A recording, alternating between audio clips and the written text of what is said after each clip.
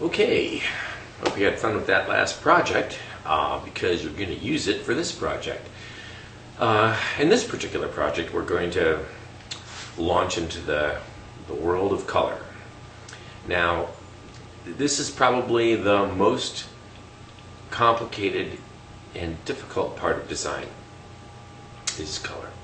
And the reason why is because color is so difficult to control. If you think about color, there's, to borrow from Carl Sagan, billions and billions of colors, okay?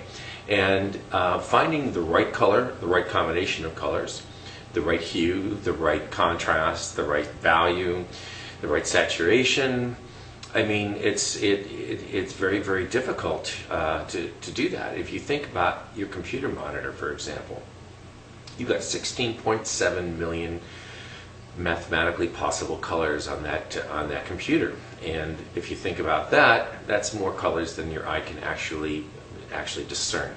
If you look at the natural world, of course, there's millions and millions and billions more. So how do we begin to control color? Well, understanding color is probably the first step, and of course we could spend an entire semester on color, and if we were in a four-year school, we would be spending an entire semester just on color theory. Unfortunately, we don't have a whole semester for color, although we will be using color from now on. This is the one chance we actually have to deal with some of the theory. So let's talk a little bit about color and how it all works. First of all, color is basically energy. It's part of what's known as the electromagnetic spectrum. And visible color is only a very small part of the spectrum that includes gamma rays, X-rays, ultraviolet, infrared, radio waves. It's all electromagnetic energy. As a matter of fact, there's some very new research going on in bioenergetics, and it's what they're finding out is that electromagnetic energy is literally everything. It's the cells in your body, it's atoms, it's molecules, it's cells, it's everything. And if you think about color and light and energy and it's all being one, it's a pretty heavy concept. You ought to Google that, and you'll find some pretty interesting things. Anyway, getting back to the visible spectrum of color, which is, in terms of the electromagnetic spectrum, a very small segment of the energy spectrum. It in and of itself is perhaps one of the most important things that we deal with, because if you think about color, it's everywhere. Everything is color, and as we as designers have to use color to help us communicate our concepts, help us to project ideas or emotions or whatever it is we're trying to do, trying to control that color is going to be a challenge. So we think about color and we say, okay, we have two different ways of thinking about color, primarily two. We have reflective color, which is the color that we see all around us. And then we have projected color, which is the colors that come out of our computer monitors, our LCD screens, our plasma screens, and so on. So these two different kinds of color are not the same, although we as designers need to understand that we have to deal with that disparity and how these different environments work. If we think about reflected color, which is everything around us, and as designers, it's print, okay? What ends up happening is that any object that we see is basically, it has properties. And when light strikes that object, the light that is reflected back from that object is the color that we see. Everything else is absorbed by the object. So we're looking at an apple, for example. That red apple appears red because everything but the red part of the visible spectrum has been absorbed, and we get the red back. Now, this is an interesting concept when you think about it, okay? I'm seeing this red apple, and you're seeing this red apple, okay? Are we seeing the same red? We don't really understand exactly how the mind registers color. We know that in the eye, there are rods and there are cones. Rods are the receptors that register relative brightness, light or dark, or contrast, if you will. cones are the receptors that that interpret color waves, yellow, red, green, and so on. Our brain then takes that information and interprets it and makes it says, okay, when I see this color on that apple, that's red. Okay, now whether you see the same red as I do, we don't know. But your brain has been trained to say, oh, that's a red apple. But still, we have to understand that there's a disparity here, and that we may not be seeing the same color.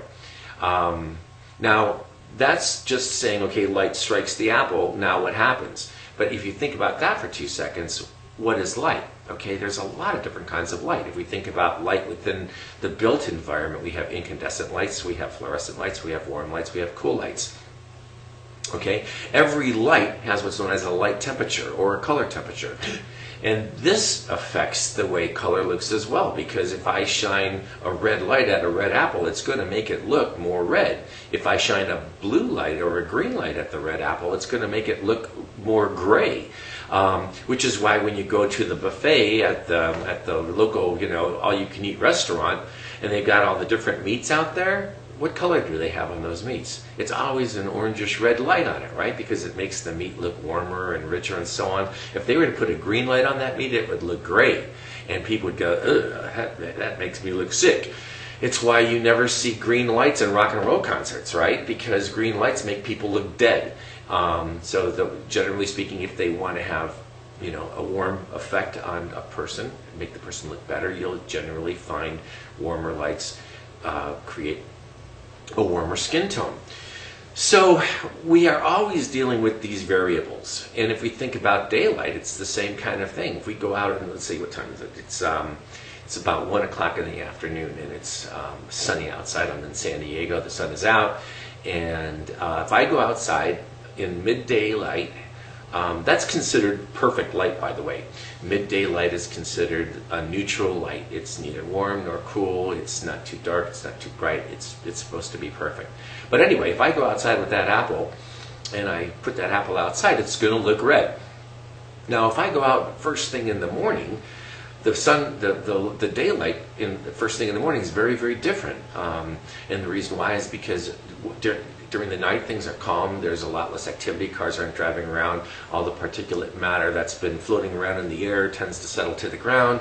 And so when you first wake up in the morning, the light always looks much clearer. It's always really vibrant and almost bluish. It's so intense.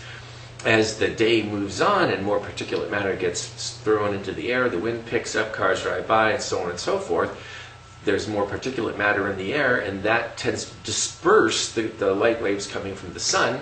And that's why when we wake up, when we go to sleep at night, or just before we go to, when the sunset happens, it's very, very warm, right? The sunset goes down, there's warm colors. That's why photographers, when they're shooting people, usually shoot towards the end of the day, because the daylight is more diffuse, it's more warm, and so we have different color temperatures even within a day, the course of a day. So we never really get exactly perfect conditions when we're going to be communicating with color. We just don't know. And as light begins to go away, as we turn the lights down, turn the dimmers down, the sun goes down, whatever, as less light is available, color tends to go away, and all we are left with is value, relatively grayish values of whatever colors those used to be. That's why you can't tell whether something's blue or red in the dark. Even if there's a little bit of light, they look almost the same. So reflected light, hugely subjective. And so just understanding that concept is very important. Can we control it? No, we can't. Ideally, what we do is we just shoot for the ideal, the perfect noon sun, and we try and make it look good for that. And if it doesn't look great in other situations, well, there's not much we can do about it. And that's the downside to projected light as well. If we think about this for 2 seconds, I have a computer, you've got a computer. My monitor's set at a certain thing. I got a Mac, you might have a PC. Each one has a different gamma setting on it. That's the setting, that's the native value in intensity and contrast. That's going to be different. It's like when you make a website and you create all your images on a PC. On a Mac, they tend to look a little brighter and more washed out. And if I make them all on a Mac, and then you look at them on your PC, they tend to look darker and a little duller. It's because the gamma is set differently. Can you change this? Yes, you can. But then there's all the lightness and brightness switches as well on your monitor that you can change things. And it's, you know, so I never know whether your monitor is going to show the same colors as what I saw when I put my particular, you know, piece up. A good example is the menu on my resources page, right? The one that has the red links on the gray background. If you're on a Mac, they look great. On a PC, they tend to look somewhat flat. So it just goes on. So you're going, well, what's the point then? Why should I even try? Well, you should try. And the reason why is because at a certain point, things are going to be ideal, and you want to get the best color experience you can for your viewer. All that being said, we still get those 16.7 million colors. How are we going to make that work? Okay, so really, I mean, we've all seen something where we go, God, that is just butt ugly. You know, what was that person thinking? You know, it's like, you know, that person must have been, you know, colorblind. They couldn't see anything. I mean, those colors are so ugly. Well, that's the other funny thing about color, right? Is it's subjective. I might like blue, and you might hate blue. You know, so it's like, what do you do? Well, there's some color, there's cultural influences as well. You know, it goes, I'm just beginning to tell you why color is so difficult, right? I'm just babbling, and I could babble for hours about the complexity of color, and you'd just be going, you know, what am I supposed to do? But getting back to the concept of cultural influences with color, for example, if you go to most Latin American countries, the color sensitivity there is very different than it is in the Western world, right? I mean, you'll find a lot more bright primary colors.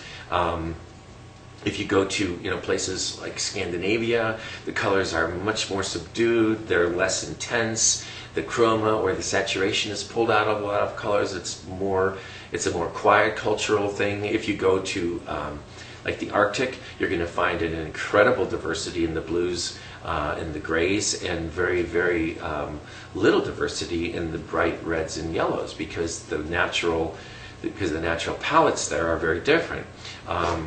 They've done studies on horses, for example, where their color sensitivity is very broad in the yellow through the green into the blue range, and it's almost non-existent when you get into the oranges and the reds. And the reason why is because in the natural world, there are really very few oranges and reds that an herbivore needs to worry about. They're going to be worried about animals that are camouflaged within a natural environment, and that's going to be your greens and your yellows and your browns and so on. So there you are. If you're thinking about cultures, it's important that if you begin to design for a culture, that you understand that colors mean different things to different cultures. For example, in Japan, white is the color of death. In America, white is like, you know, the color of the bride. You know, in one of the biggest faux pas in the recent times, Disneyland built a Disney World in Paris, and they used a purple color scheme. And honestly, I have no idea how this even happened, but it's true, and you can look it up. But they used a kind of a purple color scheme, not realizing that purple was the color of death or morbidity in France. I mean, what a major screw up that was. Anyway, it didn't go over so well, and a lot of things had to get changed. But the point is that being aware of your cultural influences when you're designing for an international clientele, which is very, very common these days, it helps to understand what it is you're trying to do and how you're trying to design your pieces with the colors. So, getting back to the difficulties of color, what do we do on that? Well, it's interesting. Some of the things that we are going to do is we're going to try and control color. Okay, it's going to be difficult, right? 16.7 million colors, how do you control it? Well, believe me, I haven't thought of all this stuff. This is all stuff I've learned. But we're going to use a concept called a color chord. And a color chord is based off of the reflected color wheel, which uses primary colors of yellow, blue, and red, green, and blue is RGB, and that's the color. Those are the color primaries for reflected light, and yellow, blue, and red. Red are the God, my poor brain. Yellow, blue, and red are the primary colors for for the reflective range. And these are what's known as the painter's palette. So we're going to use the reflected painter's palette because these color chords are primarily reflected colors, and we're going to use them in certain kinds of combinations to create color compositions that again activate the space. Now this is an important concept that we're going to have to think about, is that we're using our designs from our previous project and we're going to add color. Now the theory is that they should already be good designs, right? They work in black and white. They are, they have hopefully a focal point. They have energy. Your eye moves around the page, and it moves around the composition. So what are we going to do with color? Well, when you begin to add color to that composition, you're going to find that you can completely change the dynamic of the composition. You can send your eye to a completely different place than the composition normally would ask your eye to go, simply because of how you use color and where and how much and what color. So we're going to use these color chords, and the other lectures and the demos will explain all of this. I'm just talking conceptually here right now. You're going to use these color chords and you're going to apply color in a discriminating fashion to your compositions. You're going to use the specified color chords and the number of times that you're going to use them. You're going to create 12 different color compositions, and you're going to do a lot of studies on top of that. I can't emphasize how important doing studies are, especially with color now. We are now in a whole new world, and you can take one composition and play around with multiple color palettes and come up with incredibly diverse variations on how the color affects that composition. Virtually endless. So it's very important to do a lot of studies. These will take some time. I won't lie to you. This particular project is in some ways possibly the most time intensive, because it does require that you experiment with so many variables over a course of time. So that being said, I would invite you to look at the sample projects. The sample projects have some very good, well, they're not just samples, but for example, a series of studies that show a very thorough research into applying a certain color combinations to a composition, and how this can be done. There's a lot of different ways that we can immediately play with color variations, and I'll go over that in the demos and stuff.